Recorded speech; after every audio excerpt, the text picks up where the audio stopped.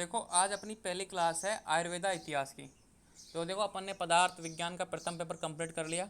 पदार्थ विज्ञान के द्वितीय पेपर के जितने भी पार्ट है कि जो 75 में थे ना, प्रमाण, ठीक है, प्रमाण का परिचय, प्रत्यक्ष प्रमाण, अनुमान प्रमाण, आप्तोपदेश प्रमाण, युक्ति प्रमाण, उपमान प्रमाण, कार्य कारण सिद्धांत, सब कुछ कंप्लीट कर लिया था। अब क्वेश्चन भी कर लिए थे अपन ने, और उन क्वेश्चनों में अपन ने जो आयुर्वेद इतिहास है ना, वो भी मैंने मेंशन कर दिए थे। तो उसमें अब बहुत सारे क्वेश्चन आपसे सोल्व हो जाएंगे, बहुत सारे नहीं होंगे क्योंकि आयुर्वेद इतिहास के नहीं पढ़ा अपन ने। तो अपन आयुर्वेद इतिहास की आज पहली क्लास है, तो स्टार्ट करते हैं। ये अपने जो BMS फर्स्ट ईयर में 25 मार्क में है। टोटल इसमें 9 पॉइंट हैं, छोटे छोटे हैं, ज़्यादा इतना बड़ा लिख रहा है ना इंग्लिश में, तो घबराओ मत देख के। यही है देखो, इमिटोलॉजिकल डेराइवेशन, व्युत्पत्ति, निरुक्ति, परिभाषा, वही है, ज़्यादा कुछ नहीं है। और आराम से समझोगे, आराम से कैसे क्वेश्चन आएंगे मैं आपको बताऊंगा, कैसे लिखना है मैं आपको बताऊंगा। तो स्टार्ट करेंगे, आज पहला पॉइंट करेंगे पूरा, फिर ये भी हो जाएंगे, ज़्यादा बड़ा नहीं है, छोटा छोटा है। मतलब ये देखो हिस्ट्री है, तो पढ़ना चाहो तो देखो बहुत सारी बुक हैं। बट मैं ये बोलना चाहूँगा कि जो मैं नोट्स दूंगा वो तो आपको याद करनी ही है पूरे, उनमें से तो एक लाइन छोड़नी नहीं है, ठीक है। उनके अलावा एक बार भी बुक रीडिंग मार लेना, जो हिस्ट्री की कोई मिल जाए आपको, पदार्थ विज्ञान की हिस्ट्री की, एक बार उसको भी लॉन्ग टर्म में रीडिंग कर लेना, ताकि आपको कुछ आइडिया और अच्छा देख। आइडिया तो मैं दे ही दूंगा, मतलब अच्छा भी पढ़ाऊंगा, ऐसे नहीं कि आइडिया दूंगा, सब कुछ पढ़ाऊंगा, सब कुछ कवर कराऊंगा। लेकिन फिर भी कुछ होता है ना कि फिर एक्स्ट्रा और भी एक्स्ट्रा लिखने की 2-3 लाइन, क्योंकि हिस्ट्री में जितनी लाइन लिखोगे उतनी ज़्यादा नंबर मिलते हैं। हिस्ट्री तो हिस्ट्री है, इतिहास है, पन्ने भरो, पेज भरो, वही बात है। तो वही है, स्टार्ट करते हैं आज पहली क्लास। इमेट्रोलॉजिकल डेराइवेशन, ठीक है, सिंस्ट्रिकल डेराइवेशन मतलब व्युत्पत्ति, निरुक्ति and definition of the word इतिहास, और इसकी परिभाषा। Necessity of knowledge of history, क्यों आवश्यकता है इसकी भाई। इट्स सिग्निफिकेंस एंड यूनिटी, क्या उपयोग है। Means and method of history, किस तरीके से अपन हिस्ट्री कर सकते हैं, कैसे तरीके से इसका अध्ययन कर सकते हैं इतिहास का, ठीक है।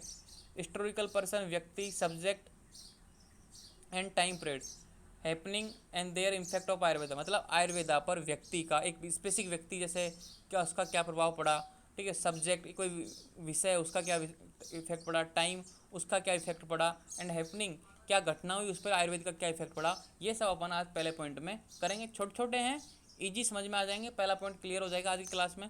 फिर ये मतलब अगले वीक में ये कंप्लीट हो जाएगी हिस्ट्री पूरी।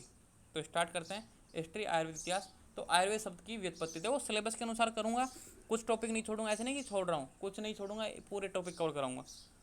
और आपको ज़्यादा एक्स्ट्रा पढ़ने की जरूरत नहीं है, यही काफ़ी है, यही सफिशियंट है, बस इसमें से छोड़ना मत, क्योंकि इनकी एक एक लाइन बहुत इंपॉर्टेंट है। तो इतिहास शब्द की व्युत्पत्ति देखो, इत प्लस है प्लस आस, तो अस धातु, लिट लकार, अन्य पुरुष एक वचन। ये आपको ऐसे कैसे लिखना है, संस्कृत की टर्मिनोलॉजी है कि इत प्लस है प्लस आस से इतिहास शब्द बना है, इन 3 शब्दों से मिलकर इतिहास शब्द बना है। तो इत का मीनिंग होता है यह, ऐसा, सच, मतलब यह बोल दो, चाहे ऐसा है यानी निश्चित, ऐसा यानी था कि ये ऐसा निश्चित हुआ था, ऐसा मतलब इसका एक मीनिंग निकलता है कि ऐसा निश्चित हुआ था। अपने बोला ना कि रामायण, रामायण भी एक तरह से इतिहास है। राम थे, उसकी पत्नी सीता थी, उसके 2 पुत्र थे लव कुश, तो मतलब कहने का मतलब ये क्या इतिहास है। तो यह निश्चित था, तो उसकी इतिहास में कहने का मतलब कि ये निश्चित था। तो रामायण काल भी निश्चित था, महाभारत काल भी निश्चित था, संहिता भी निश्चित थी, मतलब ऐसा पहले हो चुका है, ऐसा ये फिक्स था, ये कोई झूठ नहीं है। तो इसके वर्ड में ही पता चल रहा है कि इति है एस, इति है, इत प्लस है प्लस आस बराबर यह ऐसा निश्चित था, मतलब ऐसा निश्चित ही हुआ था। मतलब पहले भूतकाल में जो हुआ था अपन वर्तमान में पढ़ रहे हैं, तो अपन वही तो चीज़ पढ़ेंगे कि जो पहले हो चुका है, तो वो इतिहास है। हिस्ट्री शब्द का अर्थ है बुनना, इतिहास की घटनाओं को एक सूत्र में बुनकर इस तरह चित्र उपस्थित करना कि जो सार्थक हो। अपन ये हिस्ट्री इंग्लिश में बोलते हैं ना, हिस्ट्री, ये लिख रहा है मैंने हिस्ट्री, तो हिस्ट्री शब्द का अर्थ है बुनना, कि वो बुनना, बुनना समझते हो, एक तरीके से बहुत सारे धागे मूंगे हैं, उनको बुन लो एक धागे में, ठीक है, या फिर फूलों की माला बुन लो, कपड़े को बुन लो, मतलब एक तरीके से एक सार्थक रूप देना। तो हिस्ट्री शब्द का अर्थ है बुनना, इतिहास की घटनाओं को एक सूत्र में। अब इतिहास की घटनाओं में जैसे अपन बोलते हैं ना कि महाराणा प्रताप का जन्म यहाँ से हुआ, फिर उसने जीवन में क्या किया, कितनी लड़ाइयाँ लड़ी, जैसे मराठाओं में शिवाजी आते हैं, उन्होंने कितनी से मतलब युद्ध जीते। तो जितने भी सारी बड़े बड़े साम्राज्य हैं, बड़े बड़े राजा हैं, तो उनके जन्म से लेकर विभिन्न घटनाओं को, छोटी छोटी घटनाओं को जोड़ जोड़ के एक ग्रंथ बना दिया। तो ये बोल रहा है कि हिस्ट्री शब्द का अर्थ है बुनना, इतिहास की घटनाओं को एक सूत्र में बुनकर इस तरह चित्र उपस्थित करना कि जो सार्थक हो। अब आप उस बुक को पढ़ोगे, आपने जैसे शिवाजी पे, महाराजा शिवाजी पे कोई बुक लिखी, आपने उसके जन्म से लेकर उसके पूरे जीवन तक की बुक पढ़ी, तो आपने एक विभिन्न घटनाओं को जोड़ा, उसका जन्म हुआ, उसने युद्ध लड़ा, तो एक सार्थक रूप, तो अपन को नॉलेज मिली ना उसकी, मतलब ये ऐसा निश्चित ही हुआ था। इससे भी देखो कि भाई अब जन्म हुआ था, व्यक्ति के बारे में बात हो रही, तो उसका मरना भी फिक्स है, तो उसने कितनी लड़ाइयाँ लड़ी, क्या क्या किया देश के लिए, ठीक है, तो वो सारी चीज़ें एक हिस्ट्री के रूप में पढ़ने को मिलती हैं। तो ये बोलता है कि इस तरह चित्र उपस्थित करना कि जो सार्थक हो, आपको ऐसा लगे कि एक्चुअली में ये ऐसा हुआ है, ठीक है, एक्चुअली में नहीं रियलिटी में होता है, लेकिन आपको उसमें अनुभव हो कि हाँ हमको पढ़ने को एक सार्थक शैली हो, अच्छी शैली हो, ताकि समझ में भी आ जाए। तो समझ में आया ना इतिहास की क्या व्युत्पत्ति है, कि ऐसा निश्चित ही हुआ था पहले, तो ये इसकी व्युत्पत्ति है। क्लियर, यस या नो। ये आता है कि इतिहास की व्युत्पत्ति निरुक्ति लिखते हुए परिभाषा लिखो, ये इंपॉर्टेंट क्वेश्चन है। अब देखो निरुक्ति, डेराइवेशन, इतिहास है पुरावर्तम, इसको याद होना चाहिए, अमर कोश के अनुसार है, मैंने लिखा नहीं, आचार्य के नाम कोई जरूरी नहीं था खास। इतिहास पुरावर्तम, जिससे भूतकाल की घटनाओं या विषयों का ज्ञान होता है, उसे इतिहास कहते हैं। तो समझ रहे हो इसकी निरुक्ति यानी छोटी सी परिभाषा, सीधा सीधा मीनिंग क्या है इतिहास का। तो इतिहास है पुरावर्तन, मतलब जो पुरानी घटनाएं, मतलब भूतकाल की घटनाएं, जिससे भूतकाल की घटनाओं या विषय का ज्ञान होता है, उसे इतिहास कहते हैं। अब अपने का जन्म थोड़ी हुआ था रामायण काल में, चरक संहिता काल में, संहिताओं काल में, वैदिक काल में, दर्शनों के साथ काल में, अपना जन्म तो अब हुआ, लेकिन उनका नॉलेज अपन को है ना, किससे है, इतिहास से नॉलेज है। तो जिससे भूतकाल की घटनाओं या विषयों का ज्ञान होता है, उसे इतिहास कहते हैं। तो समझ में आया, यस या नो। आगे बढ़ूं, ये क्वेश्चन आता है, इतिहास शब्द की व्युत्पत्ति निरुक्ति लिखो।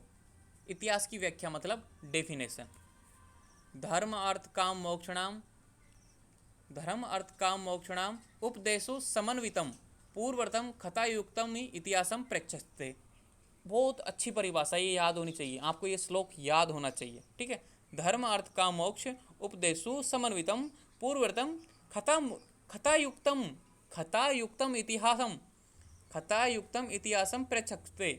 तो इसका मतलब वो धर्म अर्थ काम मोक्ष, ये क्या है, जिसमें चतुर्विध पुरुषार्थ, धर्म अर्थ काम मोक्ष, पहले चैप्टर में इनके बारे में डिटेल में बता रखा है मैंने।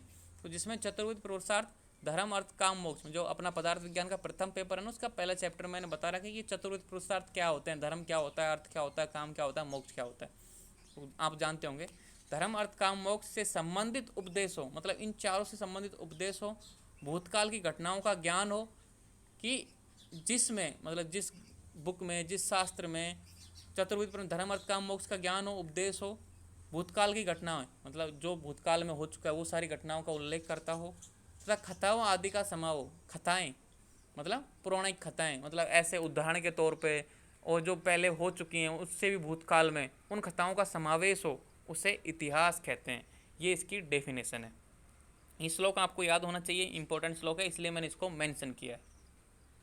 अब देखो, वर्तमान में उपलब्ध भूतकालीन अवशेषों के आधार पर उस समय की घटनाओं या वस्तुओं का ज्ञान जिससे होता है, उसे इतिहास कहते हैं। ये एक दूसरी परिभाषा है, अगर आपको वो श्लोक याद नहीं होता, बहुत से बच्चे नहीं कर पाते, तो ये लिख देना कि वर्तमान में उपलब्ध भूतकालीन अवशेषों, जैसे अपन मिलते हैं ना कि ज़मीन की खुदाई करते समय अपन को अलग अलग तरह के बर्तन मिले, मिट्टी के कपड़े मतलब कपड़े मिले, ठीक है, ये फिर महल बिना, मूर्ति मिली, मंदिर का पता कैसे चलता है भाई, मूर्ति मिली, यहाँ पे क्या था, खुदाई करो तो वो अवशेष मिलते हैं। ये किले फिले जितने भी किले हैं भाई, उस समय जैसे राम सेतु है, वो दिखाई देता है कि भाई उस समय रामायण काल था। तो ये जितनी भी चीज़ें होती हैं ना, तो वर्तमान में उपलब्ध भूतकालीन अवशेष, ये अवशेष हैं। तो अवशेषों के आधार पर उस समय की घटनाओं या वस्तुओं का ज्ञान जिससे होता है, उसे इतिहास कहते हैं, ठीक है। तो अब इतिहास ज्ञान की आवश्यकता है, necessity of knowledge of history, क्यों आवश्यकता है भाई इतिहास की। देखो सिस्टमेटिक तरीके से चलेंगे, सिलेबस वाइज के अनुसार चलेंगे और आपको कवर कराएंगे। क्वेश्चन आता है कि इतिहास ज्ञान की क्यों आवश्यकता है, तो necessity of knowledge of history मैंने बहुत शॉर्ट टर्म में लिखा है, आपको ये याद होना चाहिए। किसी वस्तु को यथार्थ रूप से समझने के लिए, सर्वांगीण ज्ञान के लिए उस विषय की ऐतिहासिक पृष्ठभूमि जानना आवश्यक है। कि किसी भी वस्तु को यथार्थ रूप से समझने के लिए, सर्वांगीण मतलब एक तरीके से पूर्ण रूप से ज्ञान के लिए उस विषय की ऐतिहासिक, भाई उसका जन्म कैसे हो, उसकी उत्पत्ति कैसे हुई, आप उसके बारे में, मतलब किसी वस्तु जैसे कि कोई औषधि है, कोई प्लांट है, आपके सामने ला के रख दिया, अब उसको बारे में पूरा ज्ञान चाहिए आपको, ये किस तरह का रस है, किस तरह की औषधि है, किस तरह का क्या काम करेगा, उसको हिस्ट्री आपको पता होनी चाहिए कि ये भाई सर्दियों में उगता है, ठीक है, ये मान लो गर्मियों में उगता है, इसमें इस समय फल लगते हैं, इस समय फूल आते हैं, इस तरह का आपको पता होना चाहिए। तो इस तरह का इसका वीर्य होगा, इस तरह का आपको पता, तो हिस्ट्री से ही पता लगता है नॉलेज, एक तरीके से हिस्ट्री से पता लगा ना उसके बारे में पूर्णतः नॉलेज। तो किसी अपन बोल का मीनिंग ये है कि आपको हिस्ट्री से पता लगेगा एक तरीके से कि उसके बारे में क्या क्या, जैसे आप कोई कोई व्यक्ति है, उसके बारे में वो कहाँ से आया है, क्या कर रहा है, क्या करने वाला है, तो उसके हाव भाव से उसकी पुरानी हिस्ट्री से पता लगा था ना। बोलते ना कोई व्यक्ति इसके बारे में, जैसे पुलिस केस देखते हो ना आप, कि इसकी हिस्ट्री छानो कि इसने क्या क्या किया था। कोई नया व्यक्ति आता है तो इसकी हिस्ट्री देखो कि पहले क्या करता था। तो वही है, किसी वस्तु को यथार्थ रूप से समझने के लिए, सर्वांगीण ज्ञान के लिए उस विषय की ऐतिहासिक पृष्ठभूमि जानना आवश्यक। ऐतिहासिक यानी पुरानी, भूतकाल की। आयुर्वेद के अध्ययन में इसके विभिन्न आयाम और पक्षों को जानने के लिए आयुर्वेद के इतिहास को जानना आवश्यक है। कहने का मतलब आयुर्वेद के अध्ययन, आप आयुर्वेद का अध्ययन कर रहे हो, अपन देखो आयुर्वेद की इसलिए बात करें क्योंकि आयुर्वेद के स्टूडेंट है बीएमएस फर्स्ट ईयर के। तो आयुर्वेद के अध्ययन में उसके विभिन्न आयाम और पक्षों को जानने के लिए आयुर्वेद के इतिहास को जानना आवश्यक है। तो आयुर्वेद की पूरी तरीके से डिटेल जानने के लिए, आयुर्वेद का पूर्ण विकास जानने के लिए, कैसे उत्पत्ति हुई, कैसे इसका यहाँ तक पहुँचा, क्या क्या हुआ बीच में, तो उसके लिए इतिहास जानना जरूरी है। और आयुर्वेद को आपको अच्छी तरीके से समझ में आएगा। आयुर्वेद इतिहास के अध्ययन से हमें उसके क्रमिक विकास का ज्ञान होता है। अब आपको अध्ययन करोगे इतिहास का तो क्रमिक विकास मतलब पद बाई पद, इस पहले ये था, फिर ये आया, फिर ये, इस तरीके से आपको अध्ययन नॉलेज मिलेगी और आपको सुविधाएं मिलेंगी, आपको पता लगेगा किस तरीके से इसका विकास हुआ है। ऐतिहासिक घटनाओं के आधार पर वर्तमान विषय के यथार्थ का परीक्षण किया जा सकता है। कि ऐतिहासिक घटना के आधार पर वर्तमान विषय के यथार्थ का परीक्षण किया जा सकता है। जैसे कि आपने एक बुक में लिख दिया कि ये लाल किला इसने बनवाया था, अब एक्चुअली में है कि नहीं है, तो पता करो उस वर्तमान विषय में एक्चुअली में ये चीज़ मिलती है नहीं, खुदाई करो वहाँ पे। तो ऐतिहासिक घटनाओं के आधार पर वर्तमान विषय की यथार्थ, जो कुछ है आपके सामने यथार्थ, उसको देखो कि यहाँ बुक में लिखा कि एक्चुअली में ऐसा था या नहीं, उसकी जांच करो, तो उसका परीक्षण करते हैं एक तरीके से। तो ये इतिहास ज्ञान की आवश्यकता है, necessity of knowledge of history. कि भाई इतिहास ज्ञान की क्यों आवश्यकता है, आपको ये आंसर लिखना है। इतिहास का महत्व और उपयोगिता, significance and utility of history. भाई इतिहास का क्या महत्व है और क्या यूज कर सकते हैं अपन। इतिहास का ज्ञान न केवल हमारे वर्तमान को सुसंपन्न बनाता है बल्कि हमारे उज्जवल भविष्य का मार्ग भी बताता है। अब देखो हिस्ट्री है, लाइन ऐसी ही चलेंगी, बस मन से बनती आनी चाहिए कि इतिहास का ज्ञान न केवल हमारे वर्तमान को, भाई हमारे जो अपन अब आयुर्वेदा पढ़ रहे हैं तो अपन इतिहास जानेंगे आयुर्वेदा को तो आयुर्वेदा समझ में आएगा। अब आयुर्वेदा समझ में आएगा तो अपने फ्यूचर में अच्छे काम करेंगे, अच्छे चिकित्सक बनेंगे, तो हमारे भविष्य को भी उज्जवल बनाएगा। इस तरीके की लाइन है कि इतिहास का ज्ञान न केवल हमारे वर्तमान को सुसंपन्न बनाता है बल्कि हमारे उज्जवल भविष्य का भी मार्ग भी बताता है। कि अपन आयुर्वेद का इतिहास जानेंगे तो आयुर्वेदा समझ में आएंगे, नंबर अच्छे आएंगे, आपको समझ में आएगा जो रोगी है चिकित्सा करना अच्छी सीखोगे, फिर फ्यूचर में अच्छे डॉक्टर बनोगे तो पैसा भी कमाओगे, अपनी फैमिली को खुश रखोगे, तो अपना भविष्य भी ठीक रहेगा। ज्ञान की निरंतरता को बनाए रखने के लिए इतिहास का महत्वपूर्ण हाथ है। आयुर्वेद का अधिकतर ऐतिहासिक साहित्य नष्ट होने से आयुर्वेद के कुछ अंगों का ज्ञान नष्ट हो गया। कहने का मीनिंग है कि इतिहास जरूरी है, और आयुर्वेद के जो बहुत सारी ग्रंथ है ना नष्ट हो गए, उनका इतिहास है ही नहीं, वो विलुप्त हो गए, मुगलों ने जला दिए, अंग्रेजों ने जला दिए उनको, ठीक है, आक्रमण हुए थे ना विदेश आक्रमणकारी, उन्होंने जला दिए उनको। तो ये क्या बोल रहा है कि आयुर्वेद के कुछ अंगों का ज्ञान नष्ट हो गया। बहुत सारी चीज़ें जैसे भूत विद्या है, ठीक है ना, उसका कुछ अता पता ही नहीं है। नहीं तो भूत विद्या को पहले बहुत प्रचलित थी, बोलते ना काली देवी शक्ति, एक तरीके से वो सब कुछ प्रचलित थी, एक तरीके से बहुत कुछ ज्ञान। और ये बाल चिकित्सा थी, और चिकित्सा का मतलब बहुत सारी चीज़ें, चिकित्सा के बहुत सारे चैप्टर मिसिंग है। तो कहने का मीनिंग ये है कि बहुत सारी चीज़ें अपन को आयुर्वेदा के आदि आयुर्वेदा मिला है अपन को, आधा तो नष्ट हो गया, बुकें मिले ही नहीं, खत्म हो गए। ऐतिहासिक साहित्य के आधार पर ही अनुसंधान की नींव रखी जा सकती है। ऐतिहासिक साहित्य जैसे कि अपन बोलते हैं ना, जैसे कि अब ये बोलते हैं ना, जो विमान, हवाई जहाज कैसे बने, किस तरीके से आप इसकी स्थापना हुई। पुष्पक विमान, जो रावण का पुष्पक विमान था ना, उससे इसकी सोच ने, जिसने इसको हवाई जहाज को बनाया था ना पहले, उसने रामायण पढ़ी थी, ये फैक्ट है, उन्होंने रामायण पढ़ी थी और रामायण में पुष्पक विमान का जिक्र है। तो उन्होंने पुष्पक विमान से आइडिया लगाया कि अपन भी एक ऐसी चीज़ बना सकते हैं, इलेक्ट्रिकली उन्होंने हवाई जहाज बनाया, ठीक है। तो जितनी भी पहले कहती थी टेलीपैथी, जो अपन बोलते हैं ना माइंड से माइंड कनेक्शन, आज क्या हो गया मोबाइल। तो ये बोल रहा है कि ऐतिहासिक साहित्य के आधार पर अनुसंधान की नींव रखी जा सकती है कि भाई बुक में ऐसा लिखा हुआ है, पहले के ज़माने में ऐसा था, वर्तमान में ऐसा नहीं है, तो ऐसा हो सकता है, संभावना है, खोज करो कैसे कर सकते हैं। पहले के ज़माने में होता था ना कि टेलीपैथी, माइंड से माइंड कनेक्शन होता था, दूर बैठा व्यक्ति माइंड से माइंड संपर्क कर सकता था। तो आज क्या है, उसका एक दूसरा रूप है मोबाइल, वही है ना। एक तरीके से। तो ऐतिहासिक साहित्य के आधार पर भाई इसमें ऐसा बताया गया है तो ऐसी रिसर्च कर सकते हैं अपन। ऐतिहासिक तत्वों के आधार पर क्लिष्ट सिद्धांतों को समझा सकता है, और इतिहास के सिद्धांतों के आधार पर, तत्वों के आधार पर जो डिफ़िकल्ट उदाहरण हैं, डिफ़िकल्ट सब्जेक्ट हैं, उनको आसानी से समझ सकते हैं। ठीक है। अब देखो इतिहास के साधन एंड विधि, भाई किस तरीके से आप नॉलेज प्राप्त कर सकते हो, इतिहास का मतलब क्या साधन है, कैसे आप ज्ञान ग्रहण सकते हो, और क्या विधि है। तो इतिहास के साधन और विधि का देखो दो तरीके से बांटा है। पहले इसकी हिंदी नहीं लिखी मैंने, ये चार्ट ही बनाया है मैंने पूरा, और चार्ट आपको याद हो जाना चाहिए, हो जाए तो कर लेना, नहीं तो कोई जरूरी नहीं है, इसका क्वेश्चन कम ही आता है। ठीक है। इतिहास के साधन और विधि का क्वेश्चन कम ही आता है, मैं पहले ही बोलता रहा हूँ। इतिहास के साधन देखो, साहित्य संबंधी साधन और पुरातत्व संबंधी साधन। एक तो होता है बुकों से, साहित्य से मिलता है अपन को नॉलेज, भाई पुरानी बुकें हैं, रामायण महाभारत ग्रंथ हैं, ठीक है, पुराण हैं, उपनिषद हैं, जितने भी हैं, चार वेद हैं, ये सब साहित्य में आ गए। और पुरातत्व संबंधित जो खुदाई में खनन से प्राप्त होते हैं, दो दो भागों में बांटा दिया, साहित्य संबंधी साधन और पुरातत्व संबंधी साधन। अब साहित्य को अपन ने दो भागों में बांट दिया फिर से, यथार्थ साहित्य और प्रचलित साहित्य। अब यथार्थ साहित्य में क्या आता है, ब्राह्मण ग्रंथ, और दूसरा है अब्राह्मण ग्रंथ। ब्राह्मण ग्रंथ को दो भागों में बांट दिया, श्रुति ग्रंथ और स्मृति ग्रंथ। श्रुति ग्रंथ में क्या आता है, वेद, संहिता, उपनिषद, ब्राह्मण, आरण्यक, ब्राह्मण आरण्यक, ये ग्रंथों के नाम है। और स्मृति ग्रंथ में रामायण, महाभारत, पुराण, स्मृति। कहने का मीनिंग ये है कि यथार्थ साहित्य मतलब वास्तविक ट्रुथ। ब्राह्मण ग्रंथ यानी जो पंडितों द्वारा लिखे, ऋषि मुनि वैद्यों द्वारा लिखे गए ब्राह्मण। अब्राह्मण को दो भागों में बांटा गया, बौद्ध ग्रंथ और जैन ग्रंथ। बौद्ध धर्म और जैन धर्म भी तो हैं, उनके ग्रंथ भी तो हैं, तो इनसे जो नॉलेज मिलती है ना, ये सब क्या है, साहित्य संबंधी ज्ञान है। तो ये एक तरीके से विधि है, इनको पढ़ो आपको नॉलेज मिलेगी, पुराणों की भाई पहले क्या होता था ये सब कुछ मिलेगा। और पुरातत्व में क्या है,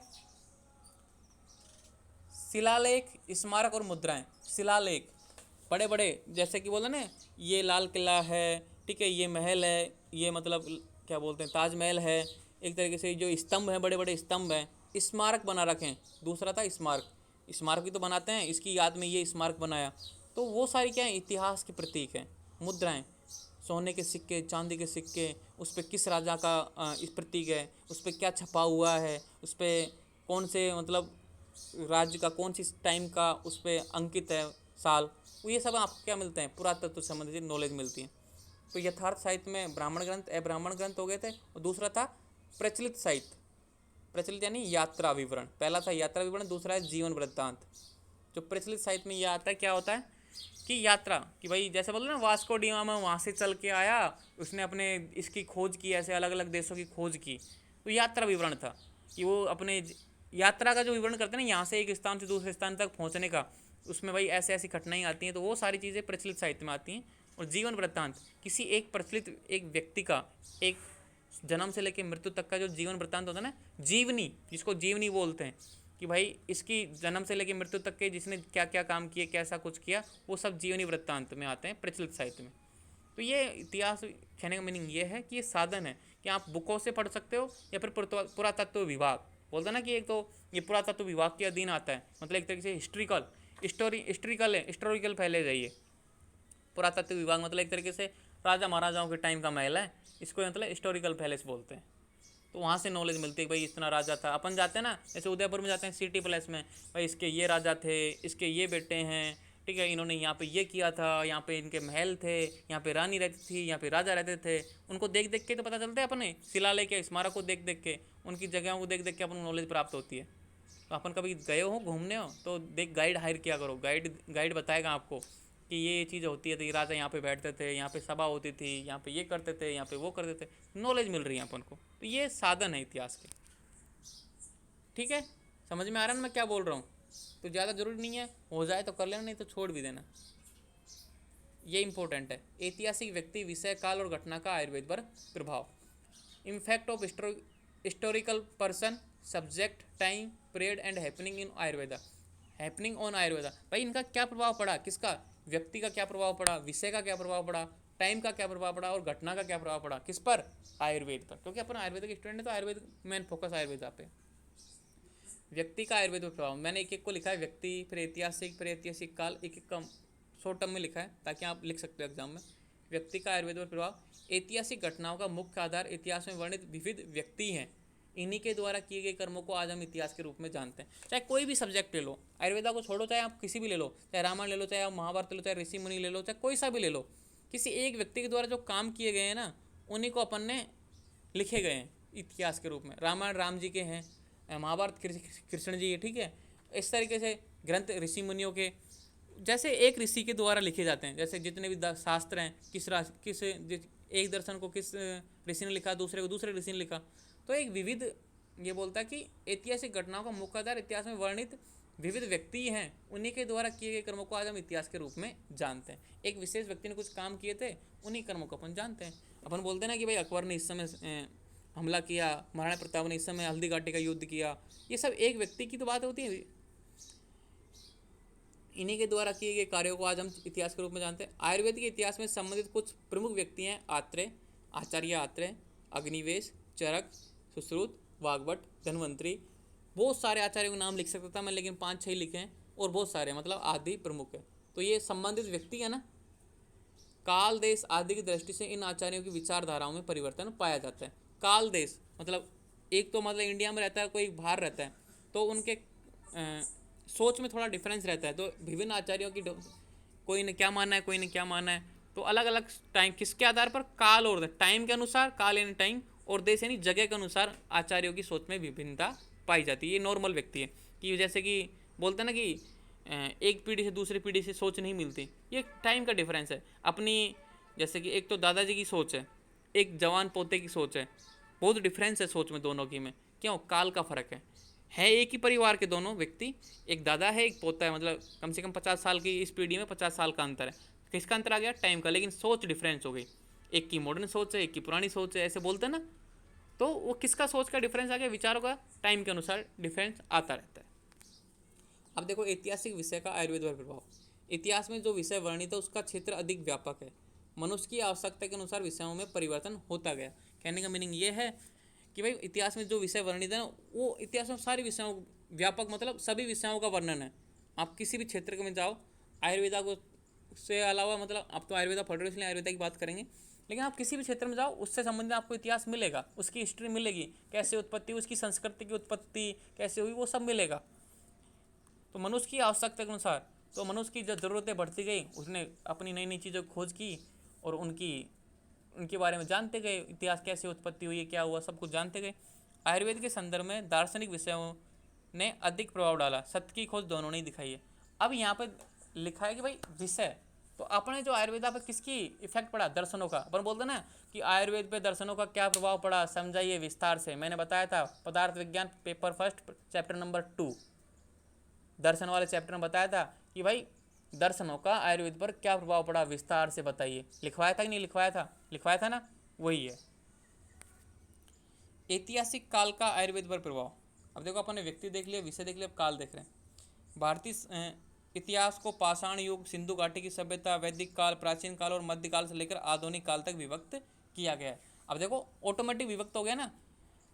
पाषाण युग मतलब पत्थर युग, सिंधु घाटी की सभ्यता, सिंधु नदी की किनारे पर जो बसने वाली सभ्यता है वो, फिर वैदिक काल, वेदों का काल आया, फिर प्राचीन काल आया, फिर मध्यकाल आया, फिर आधुनिक काल, इसमें मतलब मॉडर्न काल, यहाँ तक पहुँचे ना। तो ऐतिहासिक काल का आयुर्वेद पर प्रभाव। अब ये यहाँ पे मैंने ये लिखा है कि आधुनिक काल तक विभक्त किया गया। अब इनों का कालों के अनुसार विभिन्न प्रभाव पड़ा। जैसे कि मैंने लिखा नहीं, ये मध्यकाल में क्या थी, जहाँ पे अंग्रेज और मुगल आए थे, उस समय क्या हुआ, आयुर्वेदों का विनाश हो गया, एक तरीके से नष्ट हो गए। और जो वैदिक काल है और प्राचीन काल है, इसमें क्या हुआ, आयुर्वेदों का विकास बढ़ा एक तरीके से। इसी में तो लिखे गए थे। वैदिक काल में तो पहले वेद लिखे गए, फिर दर्शन लिखे गए, और प्राचीन काल में क्या लिखे गए थे, आयुर्वेद को एक तरीके से बहुत उन्नति पे था आयुर्वेद। फिर मध्यकाल आया, मतलब अंग्रेजों का और मुगलों का, उसने नष्ट कर दिया। फिर अब ये मॉडर्न में अपन पढ़ ही रहे हैं, तो फर्क पड़ रहा है ना हर चीज़ में। मतलब आयुर्वेद का उत्थान था पहले किसमें, मतलब बहुत ज़्यादा बड़ा हुआ था वैदिक काल और प्राचीन काल में। फिर मध्यकाल में वो विनिष्ट हो गया, नष्ट हो गया, और अब आधुनिक काल में उसको वापस समेट रहे हैं, वापस इकट्ठा कर रहे हैं। ठीक है, तो ये ऐतिहासिक काल का आयुर्वेद पर प्रभाव पड़ रहा है। ऐतिहासिक घटनाओं का आयुर्वेद पर प्रभाव। ऐतिहासिक व्यक्ति और काल की तरह घटनाओं का भी प्रभाव इतिहास पर होता है। घटनाओं का प्रभाव कभी कभी सकारात्मक होता है, कभी कभी नकारात्मक होता है। और मैंने वो क्यों नहीं लिखा यहाँ पे, अब समझ में आ जाएगा कि मुगल और अंग्रेजों के शासनकाल में भारतीय संहिता का तो ह्रास होता रहा, आयुर्वेद का साहित्य भी इसी काल में नष्ट कर दिया गया। तो बोल दिया ना मैंने यहाँ पे कि मुगल और अंग्रेजों के शासनकाल में भारतीय संहिता, जो मतलब भारतीय संस्कार है, भारतीय संस्कृति है, भारतीय सभ्यता है, ठीक है, उसको तो नष्ट कर ही रहे थे वो, लेकिन साथ में आयुर्वेद को भी नष्ट कर दिया। बौद्ध और जैन धर्म के अहिंसावाद के कारण उनके काल में आयुर्वेद की शल्य चिकित्सा का व्यावहारिक पक्ष कमजोर हो गया। जो सुश्रुत संहिता में लिखा गया था, उसके बाद में कौन सा काल आ गया था? मध्यकाल। और उससे पहले क्या थे?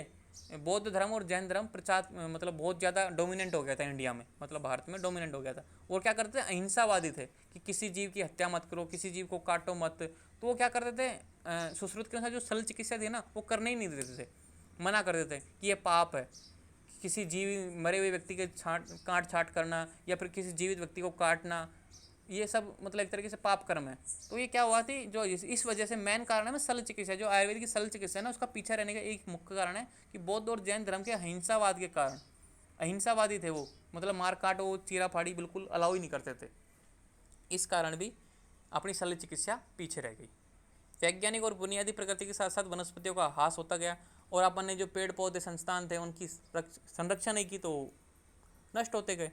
इस तरह आयुर्वेद पर अनेक कारणों का प्रभाव होता आ रहा है। आप इतना लिख दोगे तो भी आपका ये पूरे नंबर मिलेंगे। तो सिलेबस का जो पहला पॉइंट था ना अपना,